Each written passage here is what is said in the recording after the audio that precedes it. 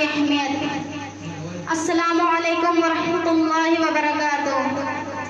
कुरान मजीद हदीस व हिदायत में है कि दुनिया में नस्ल इंसानी को दुनिया में ज़िंदगी गुजारने का वो तरीका बताया गया है जिस पर अमल करने से दुनिया की ज़िंदगी बेहतर बनती है और आखिरत की ज़िंदगी भी बेहतर बनती है। तो दूसरी तरफ वो आदाब ज़िंदगी भी बयान किए गए हैं जिनको अपनाने से माशरे में बाहमी उल्फत व मोहब्बत, इत्तिदा, इत्तेफाक आम होना, और जिनको छोड़ देने से दुनिया की ज़िंदगी पे मज़ा, लुत्फ़ व मोहब्बत, इत्तिदाई इत्तिफाक़े की फ़िज़ा बनती है, इत्तिफाक़े की फ़िज़ा बनती है।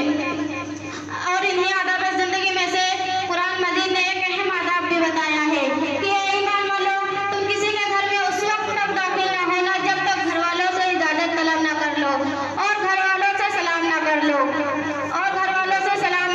अल्लाह के रसूल सल्लल्लाहु अलैहि वसल्लम ने फरमाया, और घर वालों से सलाम ना कर लो। अल्लाह के रसूल सल्लल्लाहु अलैहि वसल्लम